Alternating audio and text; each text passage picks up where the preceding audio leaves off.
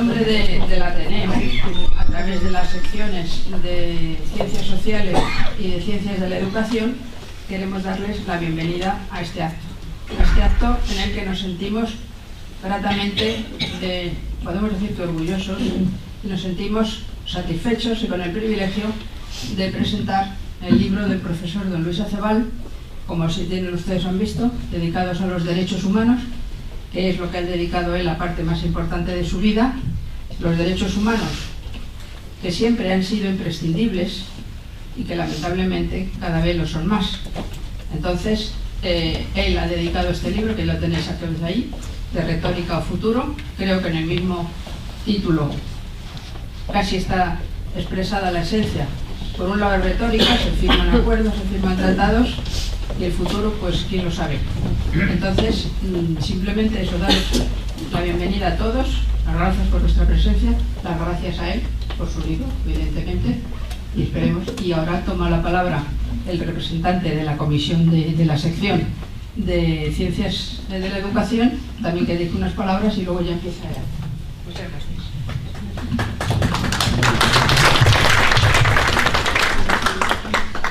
Bien, pues ahí voy.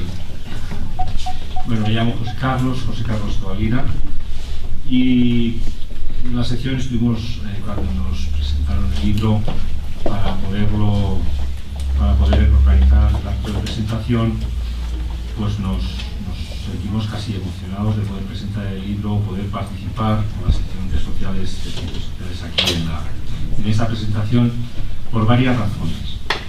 Decirles también que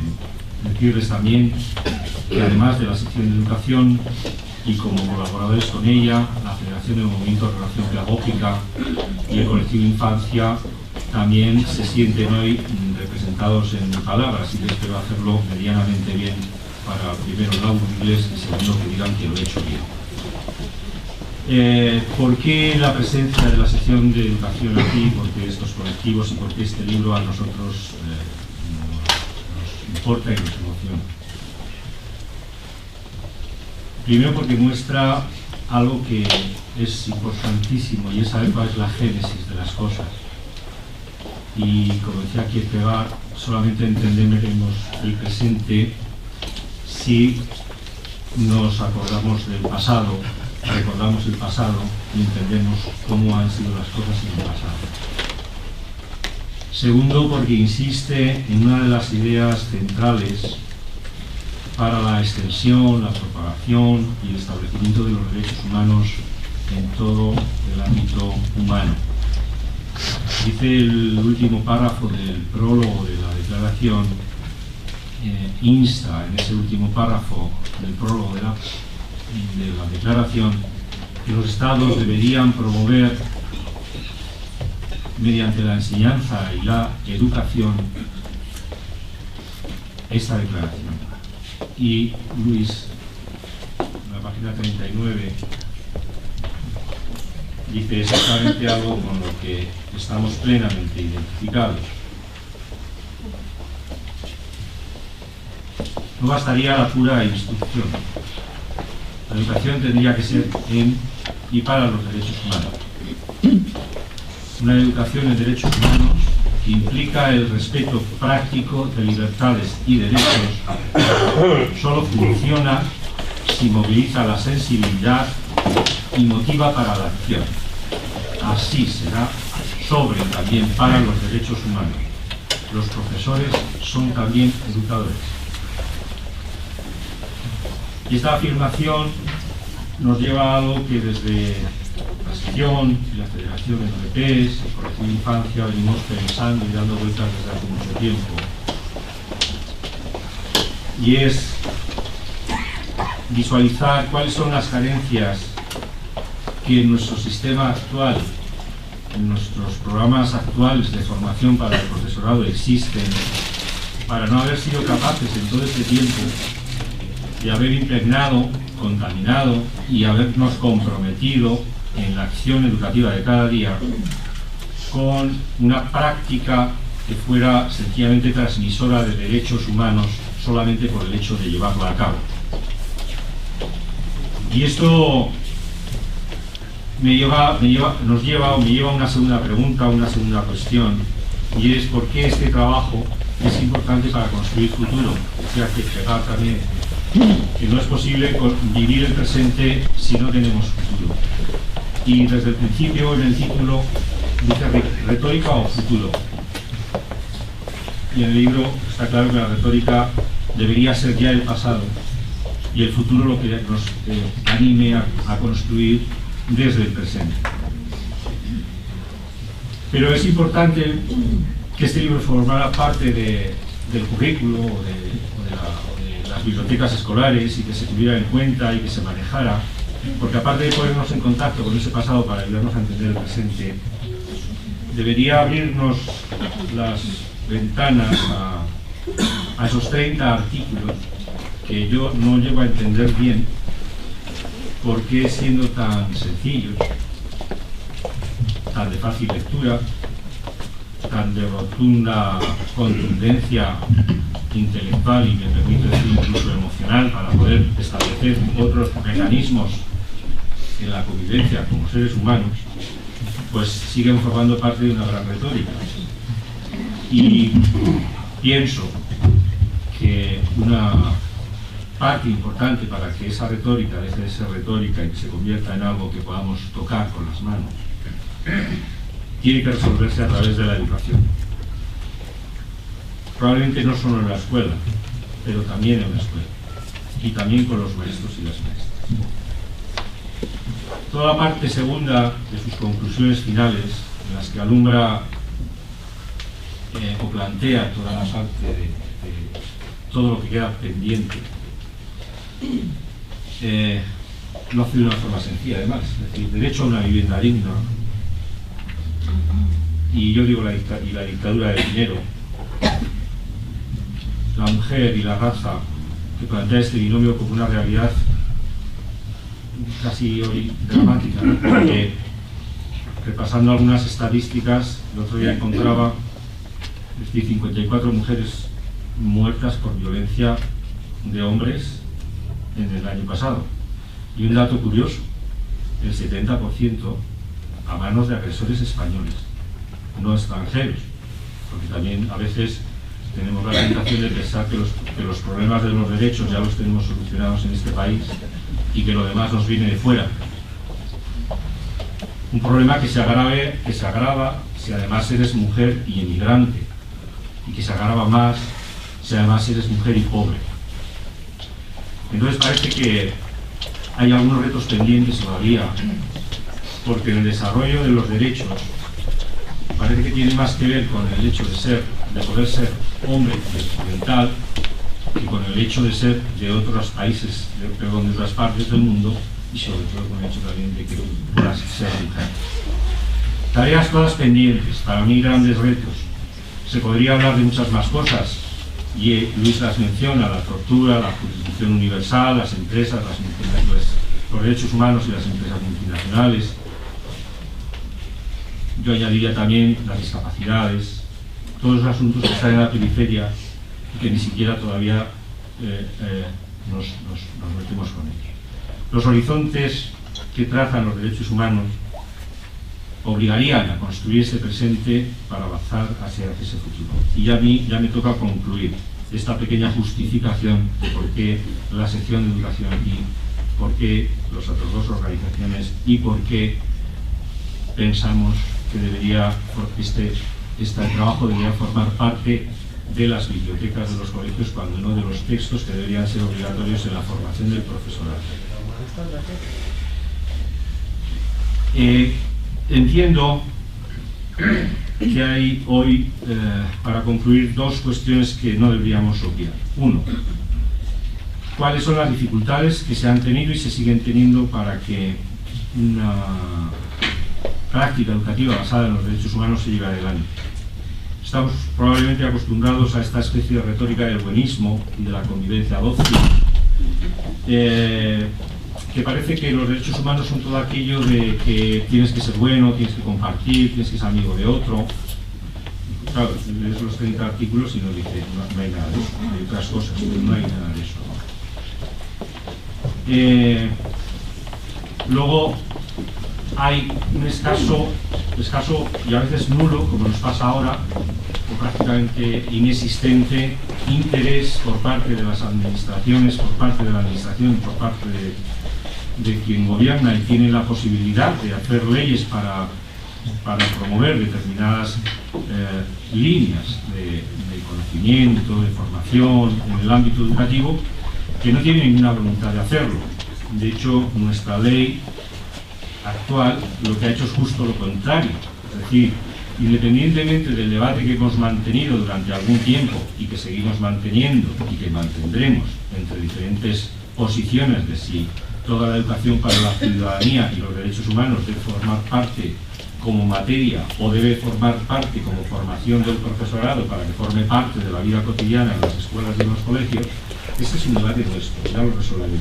Lo importante aquí es que hay una ley que lo que se había conseguido lo ha aniquilado. ¿Por qué lo ha quitado?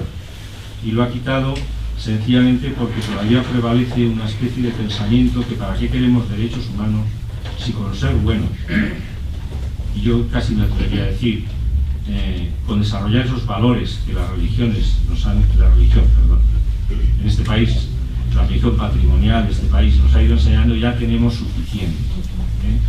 Y es un error. Y probablemente mucha de la conciencia de maestros y maestras hoy, no los que estáis aquí, si sois maestros y maestras, los otros, los que no están aquí, los que no están aquí, pues creen que con esa especie de buenismo ya está todo solucionado. El libro para mí, no me voy a ir más allá porque mi intervención era solamente justificar por qué, pero no me quiero retraer del hecho de algunas cosas que el libro plantea que para mí son fundamentales para entender. La tensión que se produce entre si es filosofía o es derecho, a mí me parece central. Es decir, si es derecho y es derecho.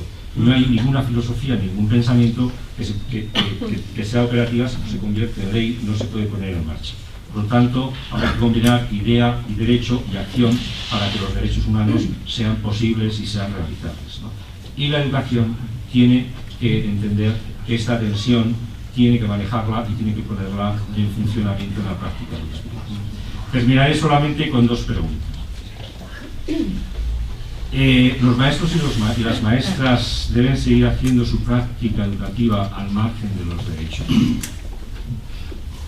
¿Y cuáles son los retos educativos a los que hoy nos enfrentamos? En inglés, informática, las nuevas tecnologías, PISA. ¿Cuáles son estos retos? ¿Son esos? Muchas gracias.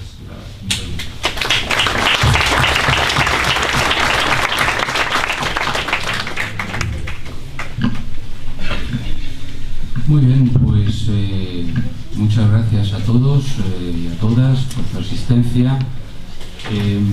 Tenemos que agradecer desde la Asociación de Derechos Humanos de España, por supuesto al Ateneo y en concreto a la sección de Educación y a la sección de Ciencias Sociales, que han colaborado activamente en la organización de este acto, en la presentación del libro de Luis Acebal. Desde la Asociación por Derechos Humanos de España tenemos de verdad el enorme placer de presentar el libro de nuestro compañero y amigo Luis Acebal, titulado Derechos Humanos en España, hoy retórica o futuro. Luis Acebal es uno de los miembros más destacados de la Asociación por Derechos Humanos de España. Su compromiso, dedicación y además su intenso trabajo en la asociación, desarrollado desde el año 2001, no puede calificarse por menos que espectacular. Es un referente además para todos nosotros. Además, el contenido del libro que hoy presentamos se ajusta plenamente a lo que son los fines propios de la Asociación por Derechos Humanos de España, entre otros lo que es la promoción y la divulgación de los derechos humanos. Por todo ello, ustedes entenderán que la Asociación por Derechos Humanos de España haga suyo y suscriba enteramente el contenido del libro de Luis Acebal, y que además, en un modesto intento de reciprocidad, procedamos además a darle las gracias por habernos facilitado un instrumento de análisis, estudio y trabajo tan magnífico. Se trata de un libro de fácil lectura, de carácter divulgativo e incluso pedagógico en relación con el contenido de los derechos humanos. Nos ofrece un análisis, además, muy certero de la situación de los citados derechos en España, con una visión ciertamente crítica, pero a su vez constructiva y con una proyección de futuro evidente. Además, yo creo que transmite esperanza en que se puedan ir consiguiendo avances sustanciales en esta materia. No me voy a extender mucho más porque carezco de la más mínima dosis de objetividad para valorar el libro de un amigo y de un compañero. Y además aquí hay personas mucho más cualificadas que yo para hacer una valoración en relación no solamente con el contenido del libro, sino también un análisis en relación de la situación de los derechos humanos en España. Así que, sin más demora, voy a proceder a cederle el uso de la palabra a José Antonio Martín Pallén, magistrado emérito del Tribunal Supremo, miembro de la Comisión Internacional de Juristas, ha sido presidente de la Asociación de Derechos Humanos de España y actualmente es miembro de su junta directiva. Buenas noches.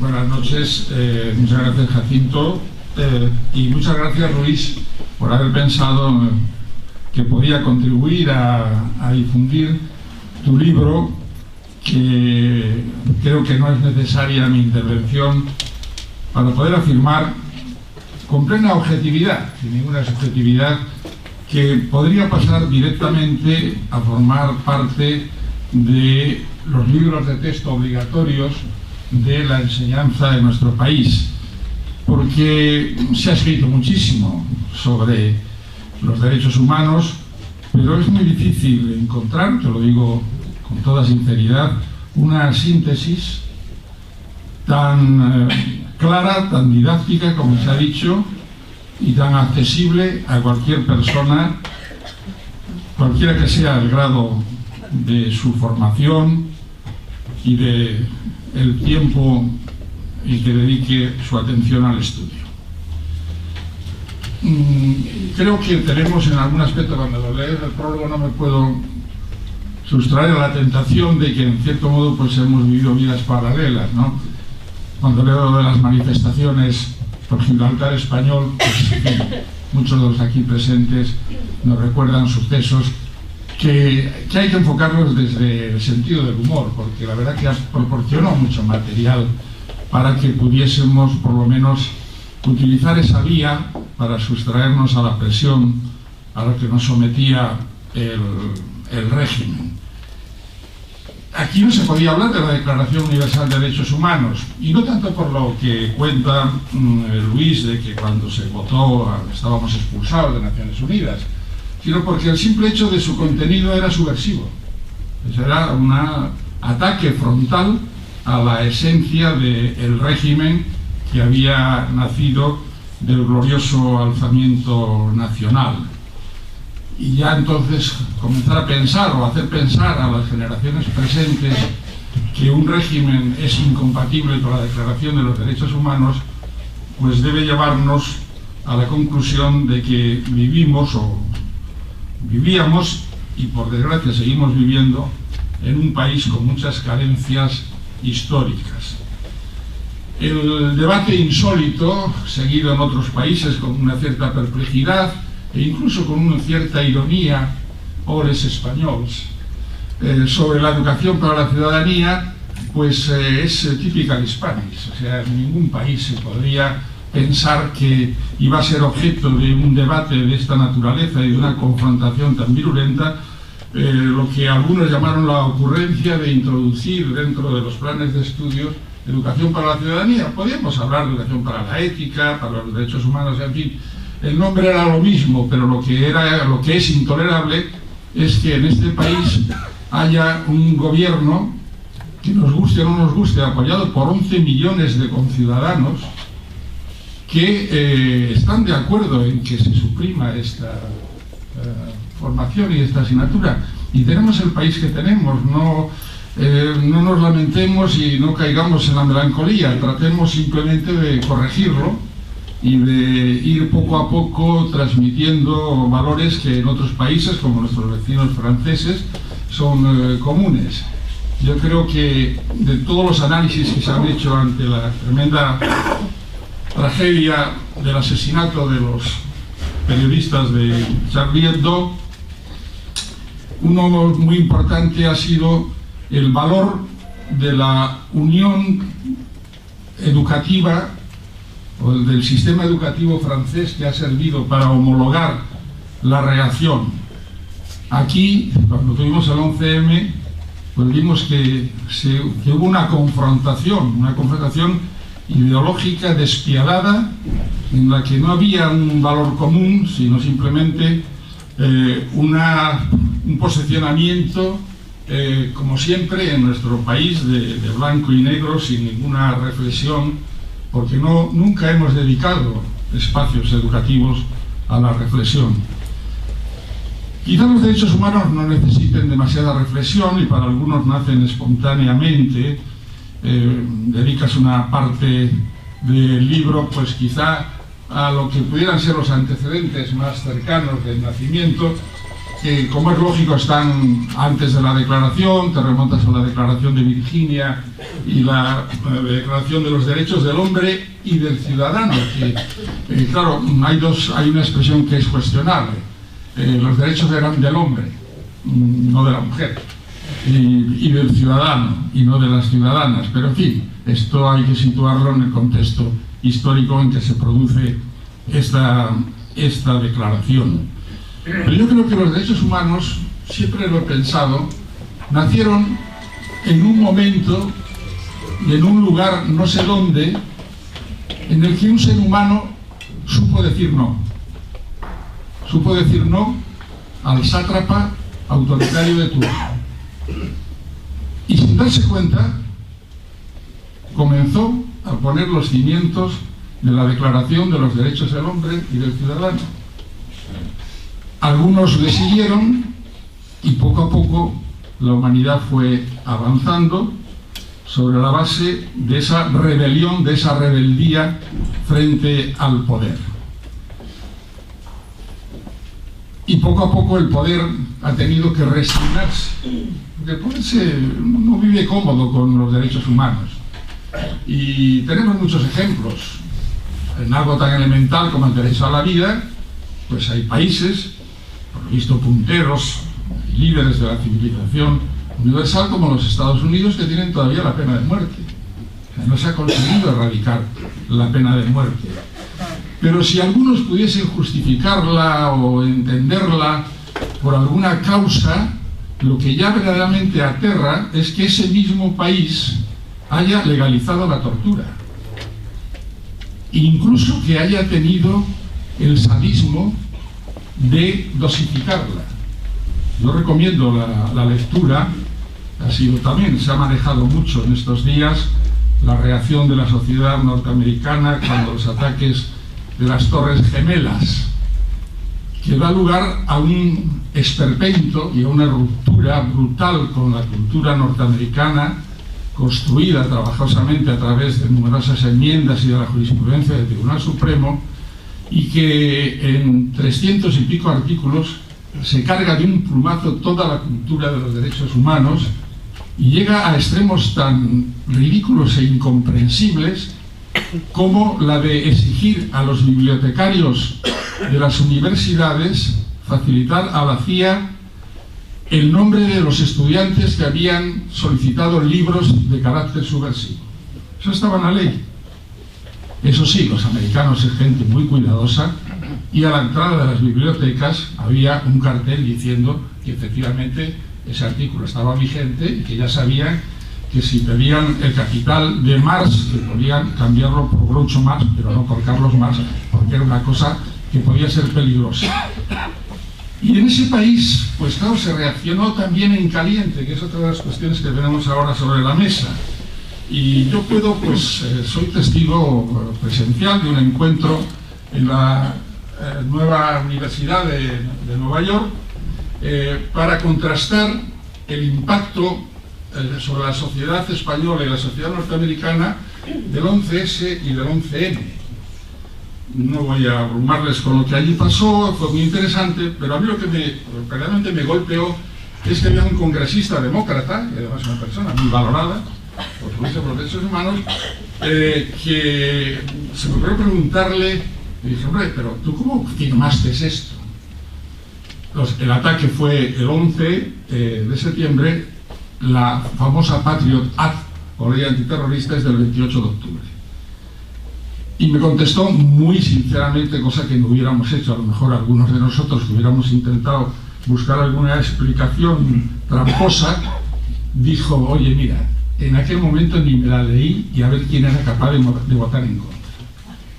Por lo menos tuvo esa sinceridad que me convenció de que tenía unos valores que son escasos en otras latitudes.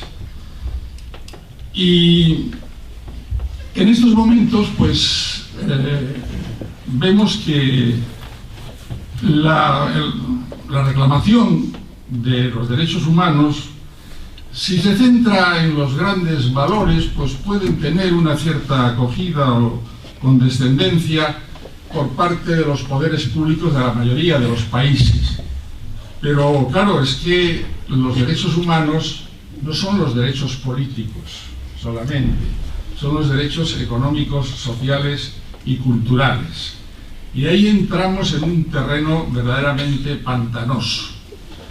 Porque así como tenemos mecanismos que, bueno, bien o mal, algunos pensarán que quizá con una respuesta escasa ante la cuantía de la violación de los derechos, algunos tribunales han conseguido establecer pautas doctrinales internacionales, el Tribunal de Estrasburgo, el Comité de Derechos Humanos de Naciones Unidas, todos los organismos de Naciones Unidas, y podemos decir que hay una posible respuesta satisfactoria. Pero cuando entramos en el mundo de los derechos económicos, sociales y culturales, realmente la respuesta que recibimos es que somos un grupo de radicales que queremos subvertir el orden económico internacional. Y esto ya es intolerable. Efectivamente se puede admitir, seguramente dirán, hombre, esto de la tortura no está bien, nos hemos obligado a hacerlo, pero esto de que todo el mundo tenga derecho a una vivienda digna, ¿de dónde se lo sacan ustedes? Aquí las viviendas se sudan a través de una hipoteca que hay que pagar durante 45 años, y si usted no es capaz de pagarla, pues ya sabe a lo que se expone, al lanzamiento y a la calle. Y conviene además recordar, en estos momentos, en este país, que en este contorno en el que vivimos de la Unión Europea y en ese predominio o protagonismo que se atribuye a Alemania y a la señora Merkel, que todo el mundo le tiene mucha manía, y a fuerza de que la gente le tiene manía me ha llegado a caer simpática, la señora Merkel, pues en su país no se puede echar a nadie a la calle sin tener una vivienda alternativa, y es la derecha alemana. Y que el señor Sarkozy, que no creo que sea un extremista revolucionario, sacó adelante una ley de acceso a la vivienda digna, pero una ley que se puede llevar a los tribunales de justicia, no una declaración programática y poética, no, una ley con una cierta efectividad y que se puede reclamar ante los tribunales. Pero después el derecho a la enseñanza, a la salud, en fin, todo lo que ahora estamos viviendo, pues pone de relieve que no corren buenos tiempos para lo que tiene que ser ya considerado como un bloque general de los derechos humanos, no solamente los derechos políticos, sino los económicos, culturales y sociales. Y para terminar un poco también al hilo de todo lo que se recoge aquí, y voy a hacer un inciso anecdótico de una cosa que me ha hecho mucha gracia, Luis, porque yo tuve la oportunidad de vivirlo también en primera persona cuando te refieres a que después de una manifestación por Libertad Español fuisteis, no sé por qué, a visitar al general Micián, a su despacho, el capitán general Micián, que era capitán general de la 8ª Región Militar de Galicia. Moro, y el capitán general de Galicia tenía que presentar la ofrenda al apóstol Santiago Matamoros. Entonces se creó un conflicto importante que tuvo que resolverse. Afortunadamente los gallegos, yo soy gallego, disponíamos de 2 capitanes generales, el otro era el de la Armada del Ferrol, y se llamó el del Ferrol para que el general Moro no tuviera que hacer la ofrenda a Santiago Matamoros.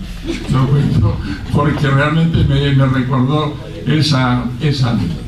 Y volviendo a la realidad, y para terminar, creo que también en este momento hay un debate como siempre, hecho en caliente, pero no queda más remedio, hay que reaccionar frente a los acontecimientos con inmediatez, sin precipitación, con una gran capacidad de observación y una gran dosis de reflexión, pero hay que reaccionar.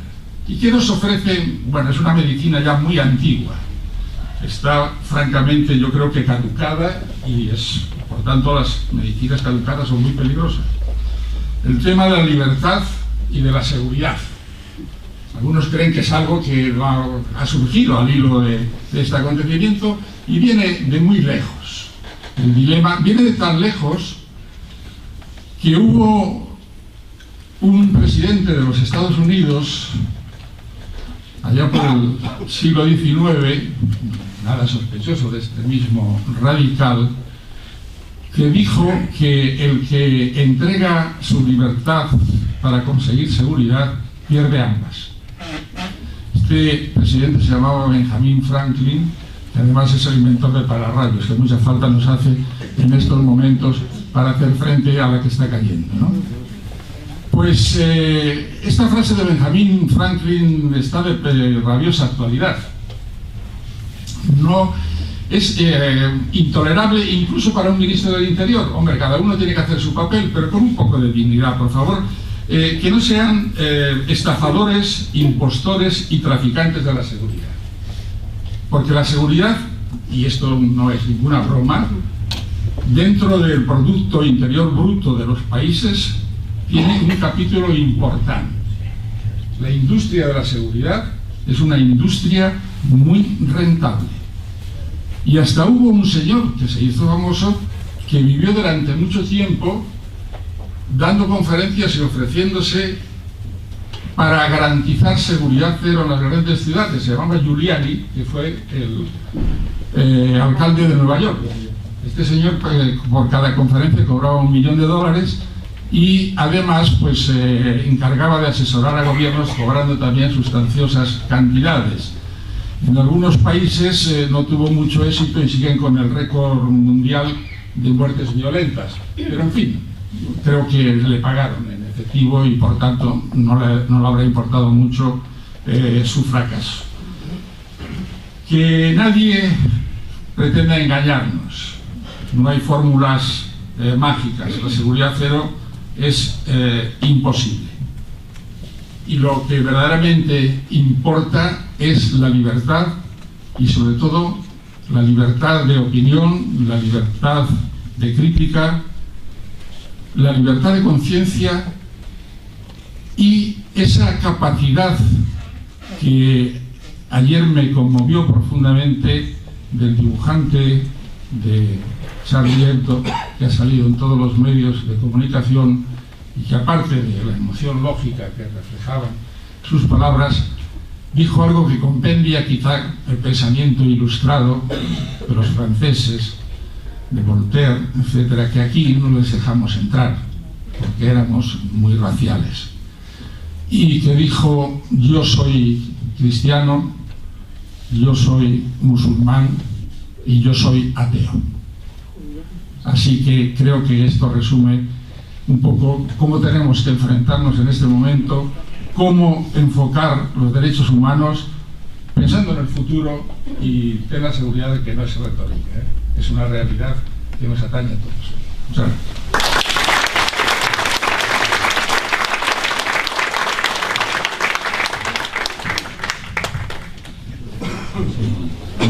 Muchas gracias, José Antonio.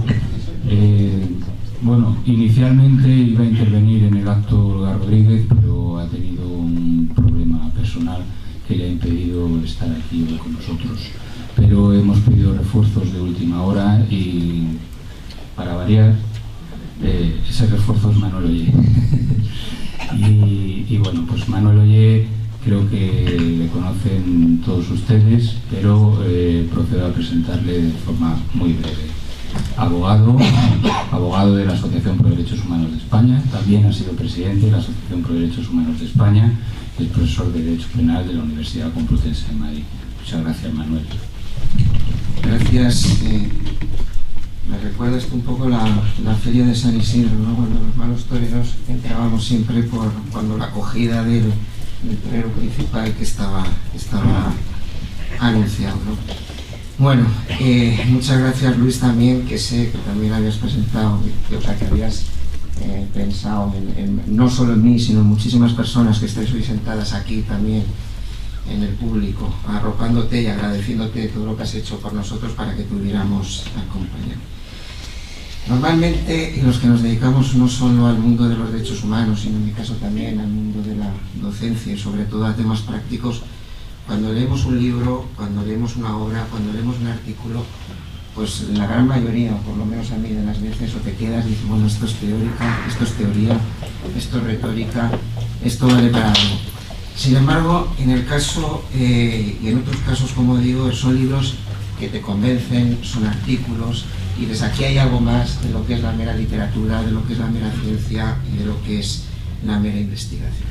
Y si te pones a indagar un poco en el autor, en quién ha escrito esas palabras, en quién ha escrito esos capítulos, pues enseguida vas detectando e incluso llegas a soñar con el libro y llegas a hacer el libro tuyo.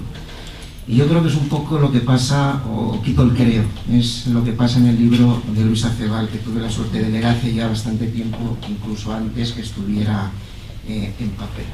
Refleja perfectamente quién es Luis Acebal.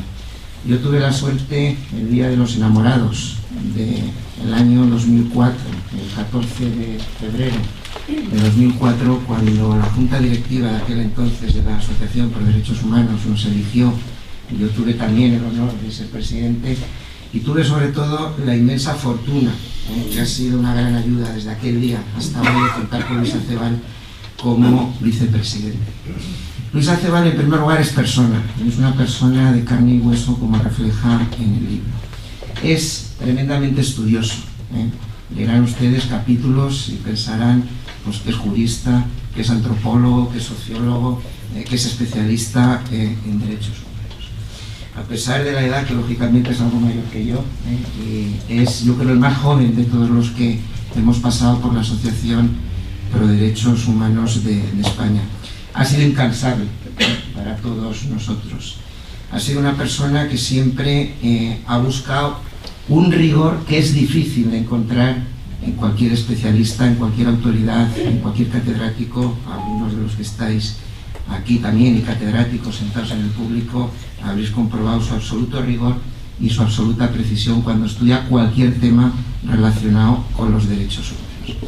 Pero Luis Acebal también, y vuelvo al ejemplo que ponía al principio, es una persona que no solo ha olido, afortunadamente, el polvo de las bibliotecas y se ha quedado allí con las huellas manchadas en los libros, sino que ha gastado mucho zapato. Y que ha gastado zapato en la calle, que ha gastado zapato en barrios, que ha gastado zapato en los tribunales, que le han hecho gastar zapato en prisión en épocas pasadas por defender ideas de libertad y por ir en contra de dictaduras y de tiranismos. Y todo eso indudablemente se tiene que reflejar y se refleja en el libro. No es el libro del teórico, sino que es el libro del práctico.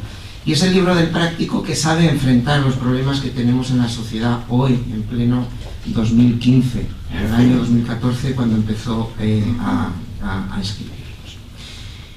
Y desde ese punto de vista, para que ustedes vean, y contaría 1000 anécdotas de él, recuerdo que ese día de los enamorados, que ciertamente yo creo que nos acabamos enamorando, ¿no?, personalmente, y de lo que hacía el uno, de lo que hacía el otro, y sobre todo de sus enseñanzas. Luis Acebal, cuando yo terminé un poco de hablar, y lo recuerdo como si fuera ahora mismo, y algunos que estéis aquí sentados en el público, me dijo: se te ha olvidado una cosa del programa, que lo que queríamos impulsar en la APDH en aquel entonces, y era la educación en derechos humanos.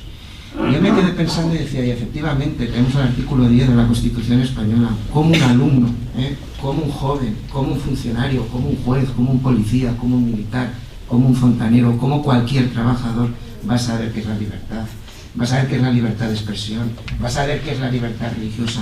¿Cómo lo vamos a interpretar si precisamente el artículo 10 de la Constitución estaba diciendo que todo hay que interpretarlo de acuerdo a los instrumentos de los derechos humanos?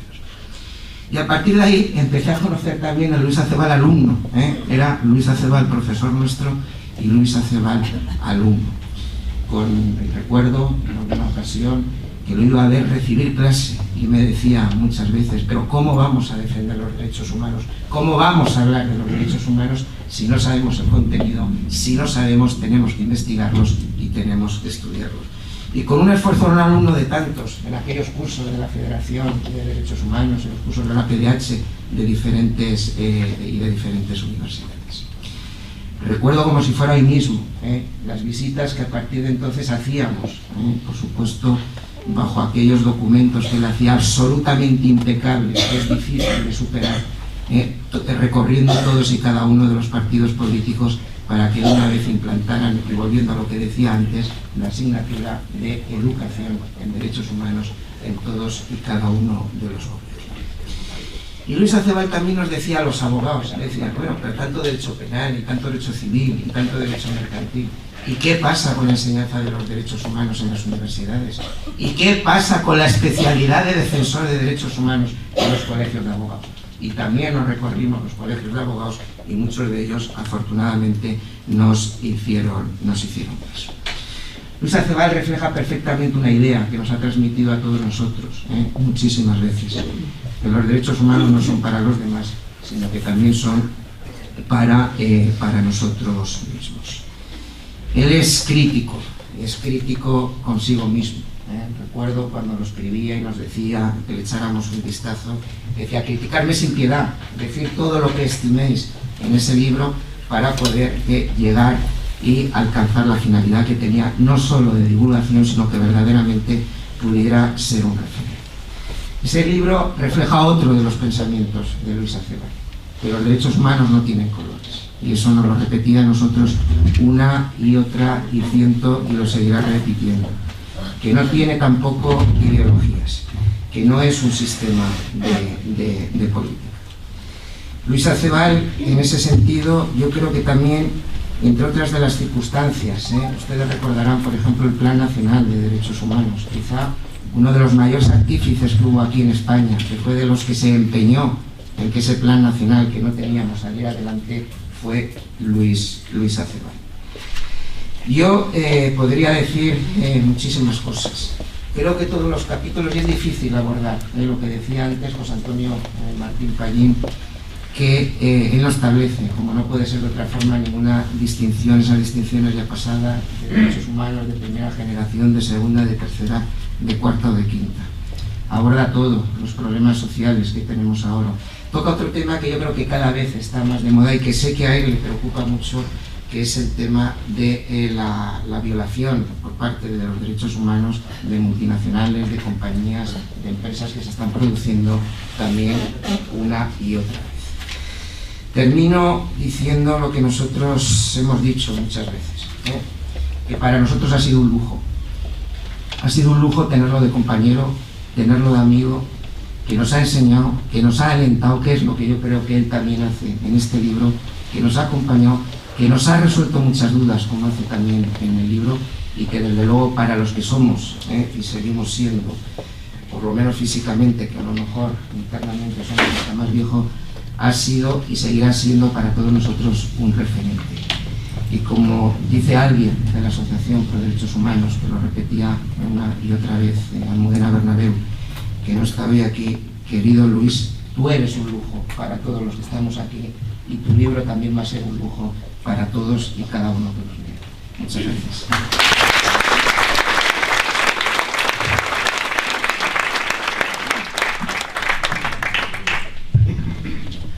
Bueno, ya habrán, gracias Manuel, mil gracias. Ya habrán podido comprobar que ninguno, quizás sí, José Carlos, pero el resto de los intervinientes carecemos de la más más mínima objetividad a la hora de valorar tanto a la persona como su obra. Pero bueno, nos lo perdonarán, porque evidentemente los vínculos que nos unen con él, pues efectivamente hacen que eso irremediablemente salga a relucir. Bueno, vamos a finalizar el turno de intervenciones aquí en la mesa, pues con las palabras del propio autor. Cuando quieras, Luis. Bueno, muchas gracias.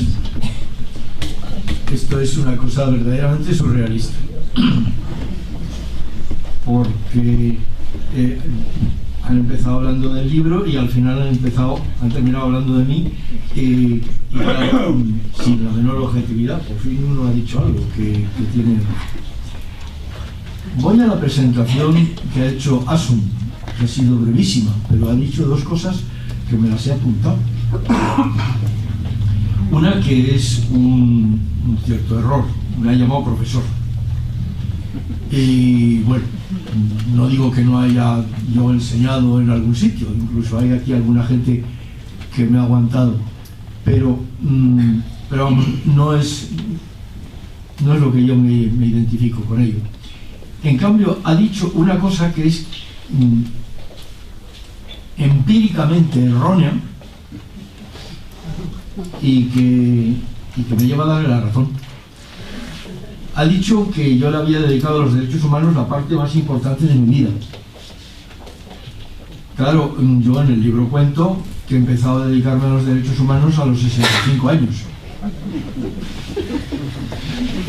Y sin embargo, es la parte más importante de mi vida.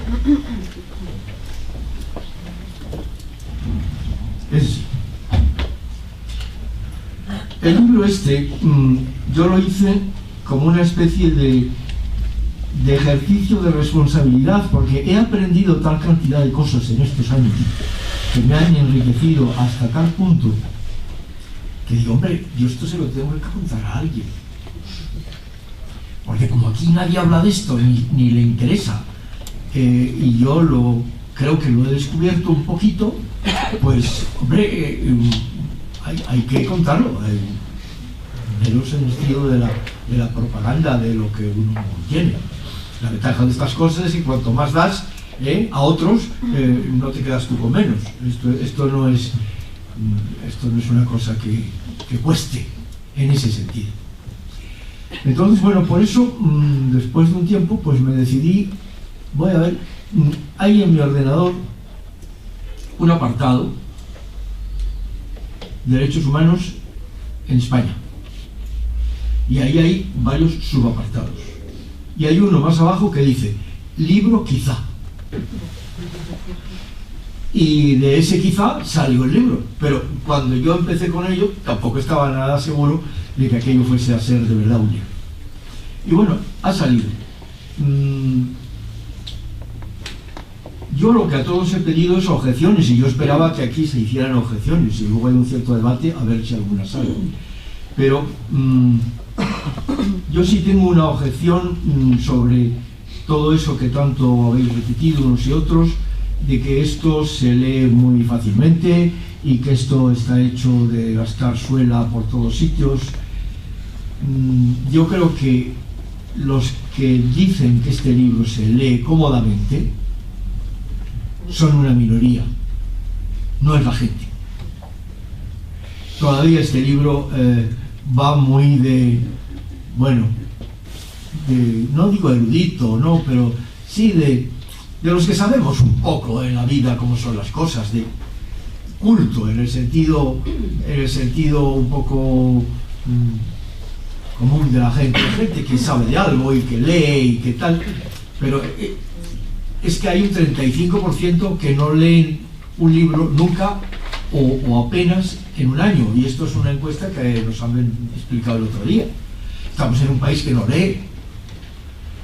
Y yo el otro día fui a un instituto, al Beatriz Galindo, Sagrario estaba allí, y por empezar animando, pues pregunté, ¿quién ha oído hablar de la Declaración de Derechos Humanos?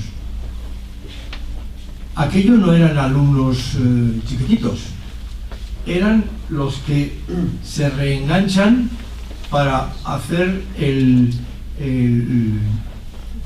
graduado escolar, que se dice más o menos, ¿no? O sea, la enseñanza básica, pero porque antes no han hecho nada. Y era gente un poquito mayor y que ya quiere vivir y que ya quiere hacer algo. Pues silencio total. Silencio total. Nadie había oído hablar. Entonces, claro, eso que es desgraciadamente una capa importantísima de la sociedad, evidentemente, sin duda mayoritaria, pues este libro no lo entienden. No lo entienden. Y yo comprendo que entre la gente entre que nos movemos, pues el capítulo del derecho internacional, pues a lo mejor es un poco duro de leer, pero el resto, pues todo el mundo dice, oye, que me lo he leído de un tirón, me lo dicen algunos amigos. Y bueno, yo en eso creo que no. Os voy a decir ahora un poco lo que he pretendido hacer con el libro, y yo creo que eso es lo que explica en que alguien diga y repita que se lee bien. Lo primero que tuve fue una especie de escrúpulo moral. ¿Cómo puede uno escribir en primera persona? Si yo que escribí una vez un libro de estilo, digo, mire, recomiendo a ustedes que no usen el pronombre yo. Eso, en principio, no. Y ahora voy y escribo un libro en primera persona. A mí que me han educado para dejar a todo el mundo algo, ser amable con la gente, pero no yo, no. Bueno, pues escribo un libro en primera persona y me perdonan la vida. Y dicen que es porque cuento lo que siento y lo que vivo. Pero me ha costado, pues eso, 70 y varios años, darme cuenta de que el tema de primera persona no es una cuestión de educación, es una cuestión de sinceridad. Entonces, si hablas en primera persona y la gente se nota que lo que dices es que lo ves así y lo vives así, pues entonces lo lee con gusto. Bueno, pues yo estoy agradecidísimo. He descubierto esto muchísimo más tarde de lo que hubiera debido en la vida, pero bueno, también se lo debo a los derechos humanos. Por otra parte, el libro es un libro suavecito. No va a la guerra. A la guerra ahora que van los franceses, es el día de la guerra hoy, porque es la marsellesa, con una nueva palabra, en lugar de gloria, dice guerra. Bueno, pues no, no va a la guerra, porque los derechos humanos se defienden por su propio contenido. No hay que echar broncas. En el libro hay cosas muy duras, pero tranquilamente duras. Es decir, el gobierno español no sabe cosas elementales de derechos humanos. Y pones los datos y los hechos. Indulta a torturadores. Y después de que antes había indultado a torturadores y el comité de la tortura le echó una bronca fenomenal, vuelve a indultar a torturadores. Y esto además contra la opinión de los jueces y de los fiscales. Pues no lo saben, porque tengo que pensar bien que no lo saben. Lo han hecho sin querer. Es que no les pedía al cuerpo eso, no eran capaces. ¿Qué vamos a hacer si nos indultamos? Pues no, pues lo que importa es quedar bien con los intereses de uno y ya está. Entonces, eso hay que explicarlo tranquilamente. Se lo puedes decir al lucero del alba, por la sencilla razón de que no te puede objetar nada. Y entonces, ¿qué pasa? Pues que yo, después de 13 años trabajando en la Asociación por Derechos Humanos de España, me he encontrado con suficiente número de datos como para poder contar todas estas barbaridades fríamente, discretamente y sintiéndolo mucho. Y yo creo que ahí está la fuerza. Yo a veces he pensado Hombre, esto que estoy haciendo es como en el alféizar de la ventana de mi despacho. Trabajo en casa, la gente se cree que trabajo en la asociación. En la asociación son 36 metros cuadrados, donde hay una mesa y luego otra donde no cabemos los de la Junta. Afortunadamente no siempre venimos todos. Entonces trabajamos en nuestra casa. Y entonces yo tengo en el alféizar unos tiestos, y 3 tengo con romeros. Unos romeritos que ahora están empezando a echar la florecita azul. Bueno, pues no, este libro no es una rosa, no es una rosa, es un romerito. Y está escrito con ese sentido tranquilo de ser verdadero sin más. Yo quería levantar debates y desgraciadamente no se van a levantar mucho. Alguien me ha dicho, entre las pocas objeciones que me han hecho, que trato demasiado benévolamente a la religión. Yo hablo de la doctrina católica, que no es capaz de incorporar en sí misma los derechos humanos. Y cuento todas las cosas que ha ratificado el Vaticano y las que no, porque la Iglesia Católica tiene la ventaja enorme de que, como tiene en la cabeza un Estado, pues es susceptible de ratificar tratados internacionales.